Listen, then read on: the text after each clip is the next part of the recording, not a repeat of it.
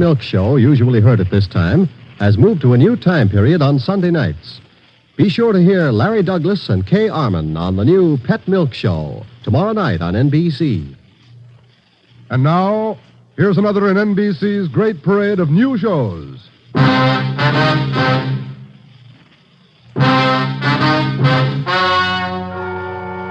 Gentlemen, the story you are about to hear is true. Only the names have been changed to protect the innocent.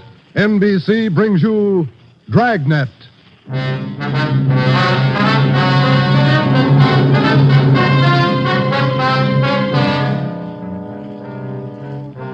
You're a detective sergeant.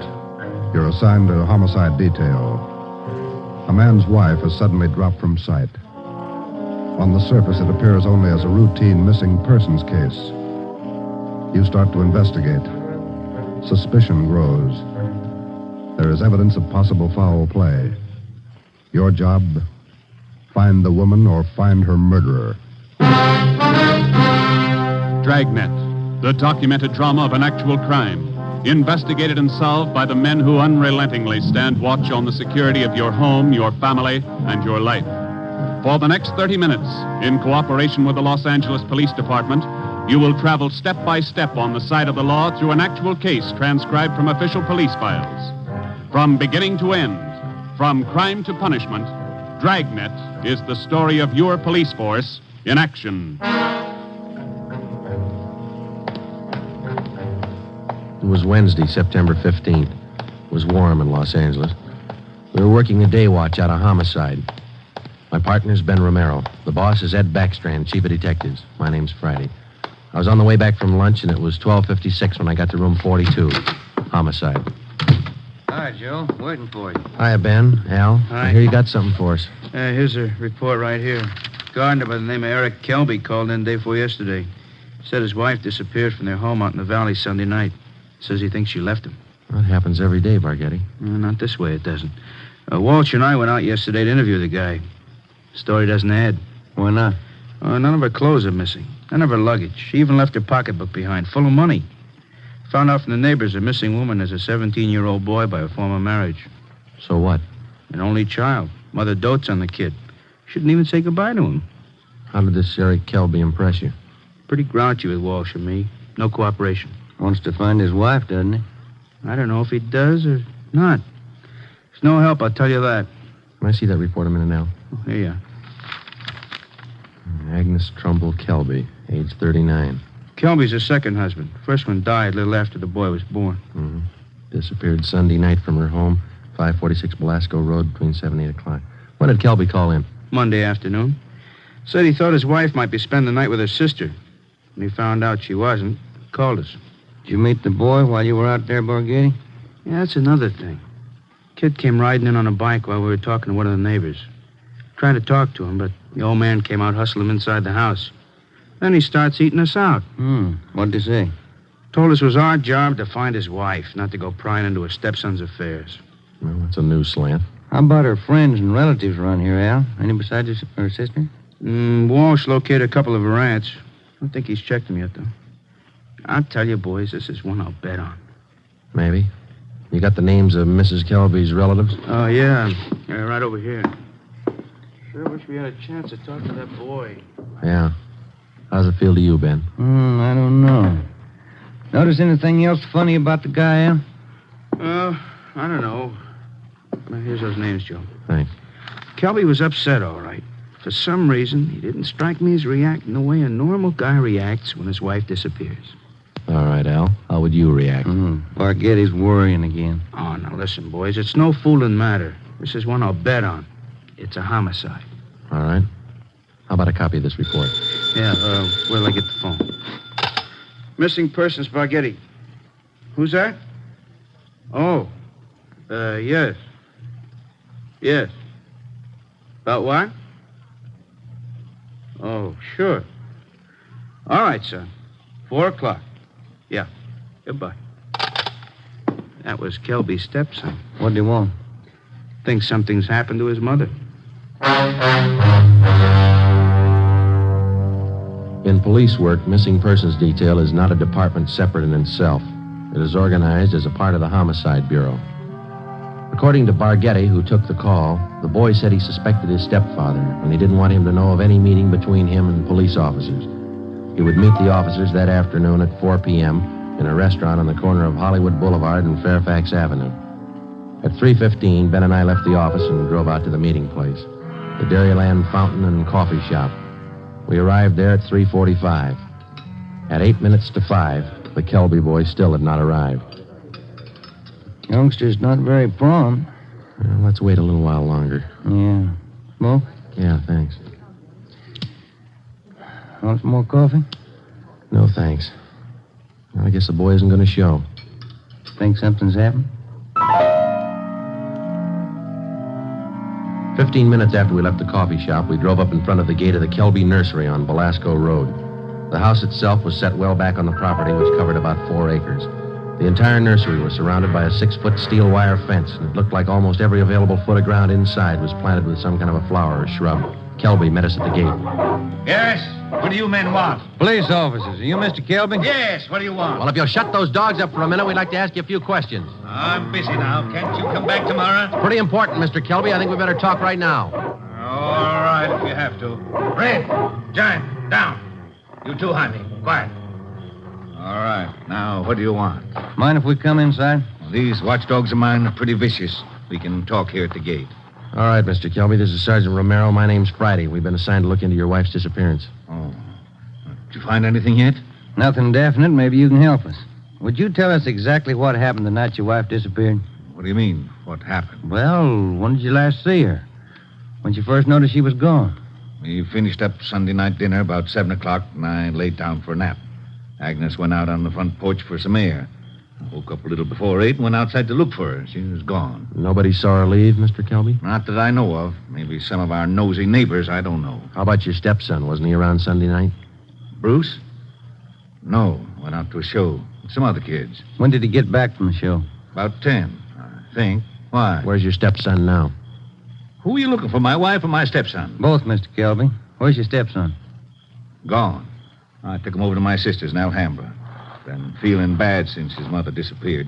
Figured the change would do him good. When did you take him over to your sister's, Kelby? This afternoon. What's that got to do with it? We'd like to talk to Bruce. No, I can't allow it. The boy's too upset. I can't allow it. I'm afraid you're going to have to allow it. Listen, mister, you can get off this property right now. No cop's giving me sass. Nobody's giving you sass, Kelby. We want to talk to your stepson, that's all. He might give us a clue as to the whereabouts of your wife. And I say you can't see the boy. What's more, you cops couldn't find thorns in a rose patch. I'll get somebody else to look for Agnes. It's my business anyway, nobody else's. It's our business, too, if anything's happened to her. What are you talking about? You better get your coat, Mr. Kelby. We're taking you in for questioning. You come through that gate, and I'm going to let these dogs go accidentally. I'd hate to shoot the dogs. Now go on in the house and get your coat. Eric Kelby turned and made his way up the path and into the house. 5 minutes later, he came out. Without a word to either of us, he came down the path, closed the gate behind him, and got into our car. On the way back to headquarters, he chatted pleasantly about the weather, the nursery business, and his dogs. When we pulled up in front of the city hall, we met the reason for his sudden change in temperament. His lawyer was waiting for us at the door. We took Kelby to one of the interrogation rooms. His lawyer tagged along. We tried to question him, but the lawyer objected to 2 out of every 3 questions we asked. It was hopeless, and we knew it. So did the lawyer. We released Kelby, but we did get the name and address of his sister where the stepson Bruce was staying. After they left, Ben and I got back in the car and drove out to Alhambra to check on the boy. Barghetti had this one pegged right, Joe. It's a real sleeper. Yeah. I'd like to know how the stepson missed that date with us this afternoon. Well, if the kid called us from the house, his stepfather could have overheard him. It's possible. Sister's house ought to be along this block, shouldn't it? Yeah, let's see. 1408, 1406. Right is, Joe. A gray cottage, 1402. Right. Well, it's a nice-looking little place, isn't it? Well kept. Yeah, it's a nice neighborhood. Wonder how the lot prices run out here.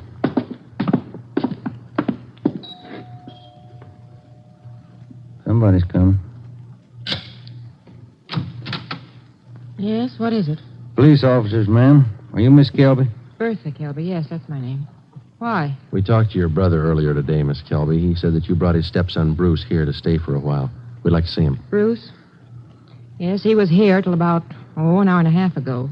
I went to the store, and when I came back, he was gone. Have you any idea where he might be, Miss Kelby? Well, I telephoned my brother Eric's place just before you came to the door. He's not there. I don't know where he might be. I'm worried about him. He seems so upset. This business about his mother's disappearance, you know. Would you mind if we came in and looked around, Miss Kelby? Well, no, not at all. We went in and looked the house over from one end to the other. There wasn't a trace of the boy.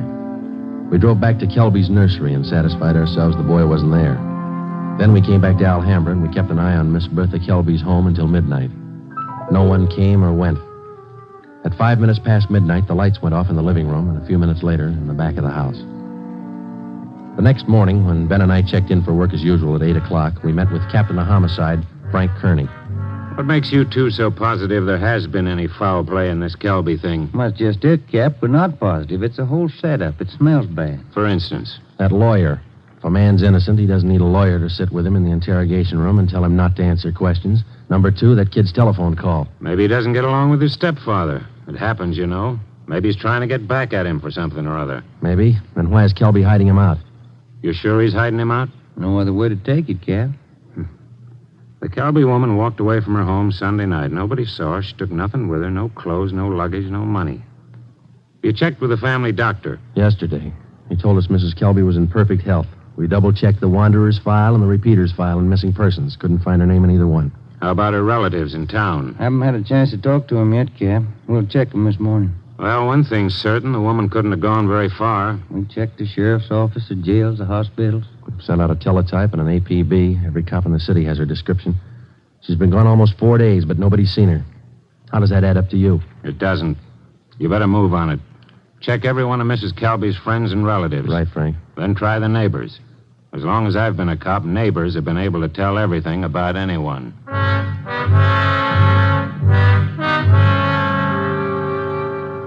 All that day, Ben and I made the rounds. First stop was the Western National Bank, where Mrs. Kelby maintained her account.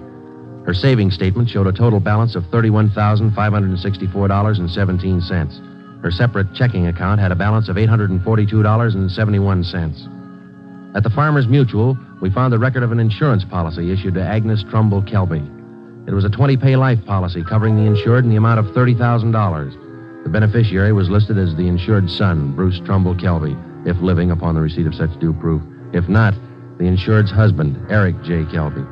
By the time we finished checking her financial status, the odds were piling up fast. From only casual reports, we knew that Eric Kelby was a frugal man. If he was greedy as well, if he wanted or needed money badly enough to kill, then he had all the motives necessary to murder his wife. Maybe his stepson, too. Ben and I started to make the rounds of Mrs. Kelby's friends and relatives. Our first stop was at the apartment of Agnes Kelby's sister, a talkative maiden lady in her early 60s. Agnes just isn't that kind. Oh, I'm worried sick about this. I really am. And Bruce, the poor lad, he must be heartsick. And Eric, what does Eric say about all this? He says he thinks his wife left him. Left him? Why, that's ridiculous. How strange. Can you think of any good reason why your sister would leave Mr. Kelby? Why, no. They had tiffs, of course, small ones. But, of course, there was that argument about Bruce. The two of them always seem to be arguing about Bruce. How do you mean, ma'am? Oh, well, raising the boy and all, you know. The last time I talked to them, they were tiffing about whether or not Bruce should be paid for working in the nursery for Eric. And the strangest thing, Eric seemed to be so upset about it all. Imagine. All on account of paying the boy a few dollars for good, honest work in that silly nursery. Well, you know, I'm the outspoken kind, and I just told Eric. Eric, I said, don't be an old meanie. Pay the boy. That was the extent of the information which Mrs. Kelby's sister had to offer. Next, we called on an aunt, Mrs. James D. Trumbull, 83 years old. She could hardly understand our questions, let alone answer them. She hadn't seen her niece, Agnes, in a year. After that, we paid a visit to one of Mrs. Kelby's friends, a Mrs. Lillian Humboldt. Well, I'm sorry, Sergeant, but I can't think of any good reason why she would leave him. Unless that silly business about Bruce got out of hand. You know, maybe Eric is just a little jealous of the boy. Next, we called on Daisy McLeod, who worked as a day maid for Mrs. Kelby. Officer, what Mr. and Mrs. Kelby thought, what they said, what they did, it's none of my business. I come in the morning, I do my work, I do it well. I'm not the nosy type, and I don't pry. I take half an hour for lunch, and when I'm through, I take my pay, and I don't expect tips, and I take the bus home. I'm not the peeking through the keyhole kind, sneaking around corners listening. But what I couldn't tell you about that man. Exactly what do you mean, Miss McLeod? Oh, he's a hard man, you know. They're always arguing about the boy. Bruce this, Bruce that. He's a nice boy, I think. He's never done anything to me. Oh, but the arguments. Him and her all the time. Should the boy be paid for working? Shouldn't he? Why? Why not all the time? It's just... When Ben and I finished with a list of Mrs. Kelby's friends, relatives, and employees, we started out on the neighbors. None of them saw Mrs. Kelby after 6 p.m. the night she disappeared. 2 of the neighbors said they saw the porch light burning after 7 p.m., but both said the porch was empty. Mrs. Kelby was not sitting in her chair at the usual time after dinner. According to them, that was one of her habits. It was 10 minutes to 6 by the time Ben and I got back to the office. The light was still burning in Captain Kearney's office. Full day, Joe. A lot of mileage. Yeah. I wonder what the captain's hanging around for. Let's find out. Get anything? Pretty good luck, Cap. Good. I've got some more for you. Just walked in 5 minutes ago. What do you mean, Frank? Who walked in? Bruce Kelby. He's waiting in the next room.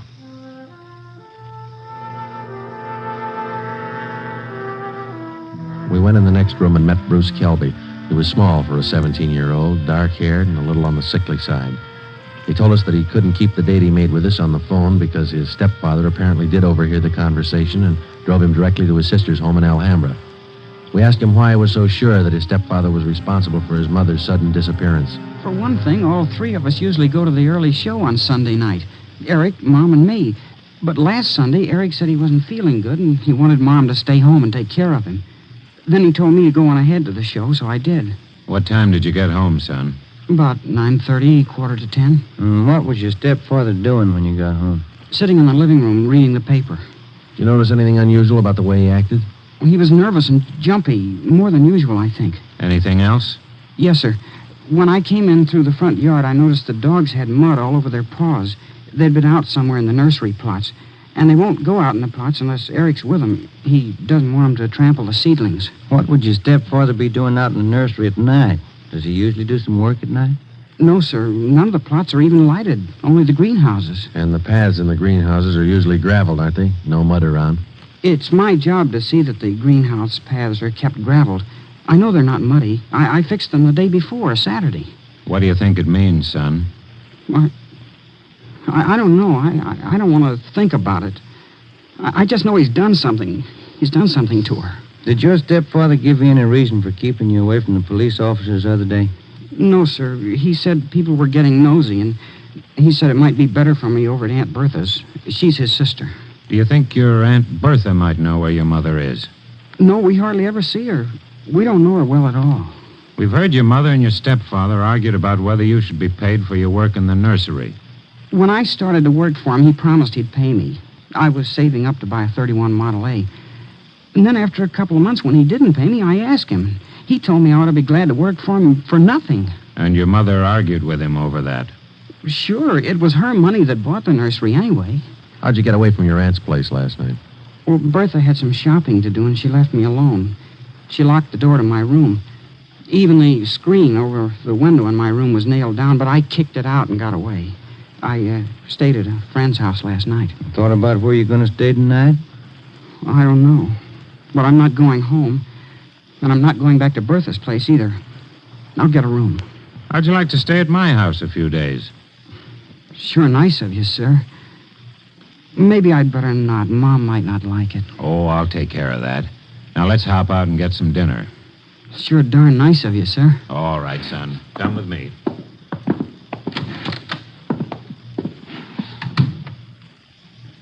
What do you think, Joe? He could be lying. Yeah.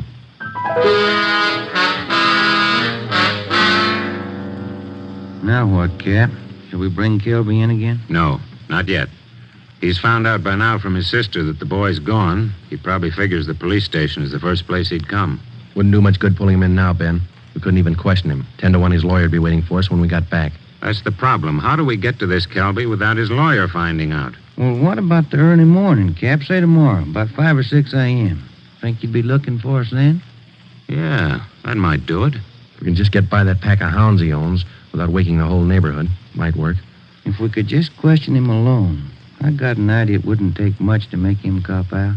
All right, give it a try.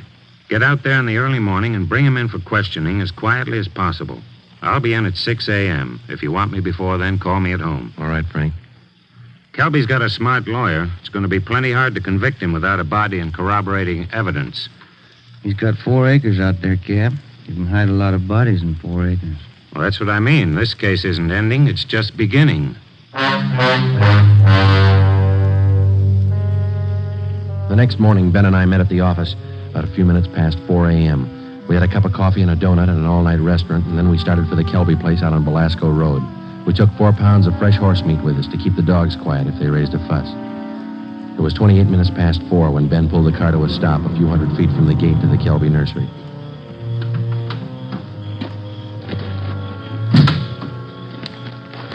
We got out of the car and made our way down the road to the gate. I reached in and tried the latch. It was padlocked. The dogs started in. Okay, Ben, looks like we'll have to jump the fence. Toss some of that horse meat over to him. Yeah, here. That's it. Come on, let's climb. Keep an eye on those hounds. Looks like they could chew your leg off. Yeah. Here comes a third one, Ben. Toss some more meat. Yeah, there you are, boy. Go get it, boy. There. Look, Ben, lights going on in the house. Come on, let's make it fast. Who is it? Who's there? I'll set the dogs on you. Police officers, Mr. Kelby. What?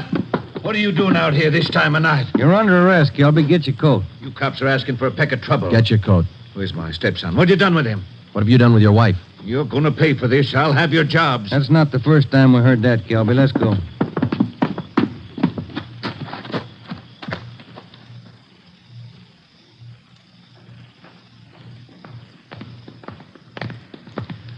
Lights burning in the captain's office. Yeah. All right, Kelby, in here. I'll pay for this, mark my word. Ben, take him in the office here and stay with him. I'll see if Frank's in yet. Right, Joe. Come on, Kelby, inside.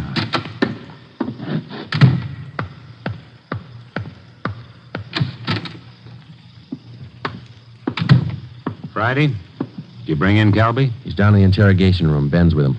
Somebody saw you. Don't think so. They must have. Kelby's lawyer's sitting in the next room.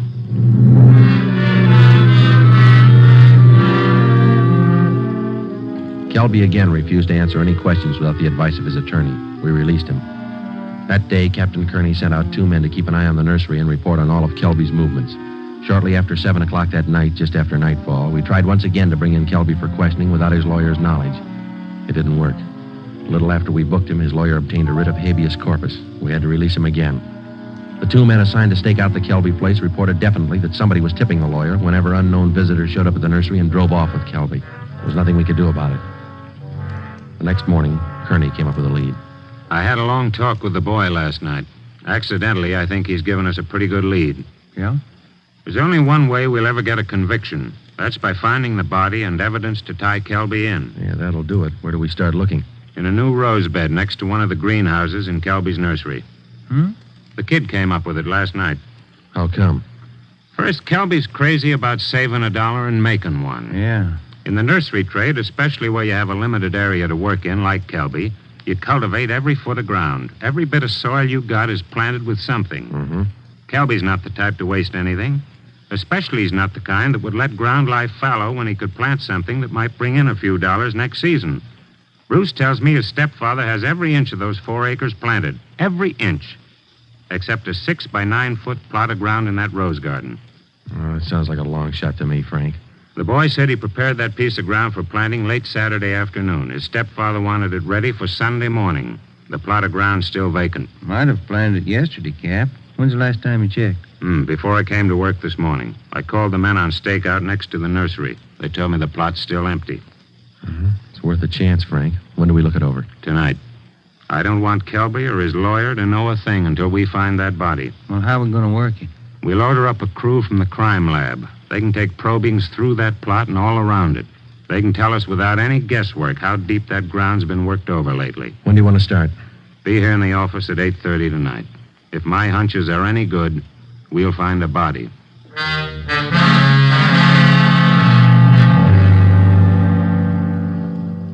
It was 10 minutes past 9 that night when we got to the Kelby place. Lieutenant Lee Jones and his assistants, Kearney, Ben, and 2 other men from homicide. The men on stakeout told us that Kelby had left about 20 minutes before in a dark blue coupe. Ben brought along the usual supply of horse meat for the dogs, so we didn't have any trouble there. We found the empty plot of ground in the rose bed next to the greenhouse, exactly as Bruce described it to Kearney. Ground's been worked over all right, boys. At least 4 to 5 feet down. All right, Lee, let's start digging. Romero, take care of the dogs. Watson, grab one of these shovels. Right, Captain. Hey, Kelby said these dogs were vicious, didn't he? Yeah, why? Look at these hounds. They're no more vicious than a lively coal. Look. Higgins, get that light over here, will you? Thanks. What is it, Lee? Let me see. Teeth. Set of false teeth. Been in the ground long? Don't think so, judging from the shape they're in. How far down would you say you are, Lee? A couple of feet. Ground's real soft. Lee, come here a minute.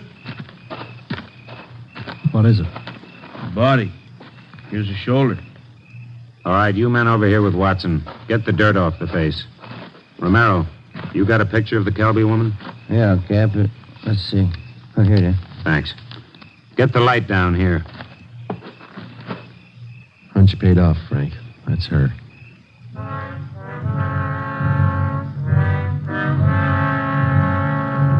Ben and I went back to the car and notified communications to broadcast a warrant for murder on Eric Kelby. His description, together with a description of the car and license number of the car he was driving, was rebroadcast every 15 minutes. Then we went back to check the house. We found the front door unlocked. We went inside and looked around. In one bedroom, we found clothes scattered over the bed and the floor. There was only one old suit remaining in the closet. On the table next to the bed, we found an airline's timetable. We got to the phone and notified communications to alert all police details at railroad stations, bus terminals, and airlines, and then to send out an APB on the teletype. After that, we checked with the airlines. One of them told us that a man answering Kelby's description had booked passage for Mexico City. The plane was scheduled to take off at 10:40 that night from Burbank Airport. Ben's watch said 4 minutes past 10. We called the detail at the airport and alerted them. Then we drove over to check in person. It was 10:35 p.m. when Ben and I took up our positions just inside Gate 3, where passengers were boarding Flight 72 for Mexico City. He's cutting it close, Joe. Got about 4 minutes more to make that plane. We waited. The crowd got thicker as departure time came closer. At 10:39, Eric Kelby came through the main entrance, across the terminal, through Gate 3, into a pair of handcuffs. I don't understand. What does this mean? We found your wife's body, Kelby. What? I don't know what you're talking about. In the rose patch next to the greenhouse. Your lawyer can't help this time. Mexico City. Would have been a nice trip. Expensive. I'll plead insanity. I didn't know what I was doing. Be a nice vacation next year, Joe, Mexico City. I'm going to talk to my wife about it. I didn't mean it. She slapped me. We were arguing about the boy. I didn't mean it. I don't know if you did or not, Kelby, but you killed her. Come on. You missed your plane.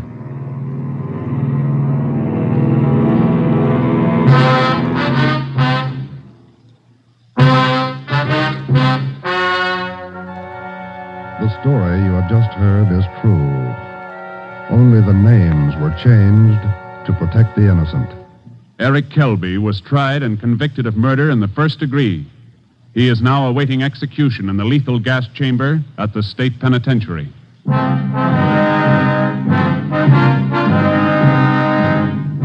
You have just heard the 14th in a new series of authentic cases transcribed from official files.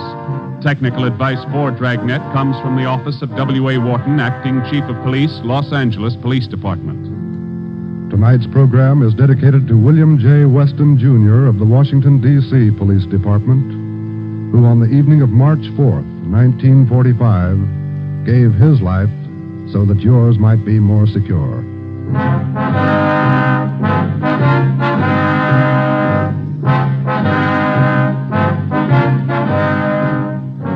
Dragnet came to you from Los Angeles. If you enjoyed tonight's production of Dragnet, you'll want to listen to Richard Diamond, private detective, as played by the screen's romantic tough guy, Dick Powell.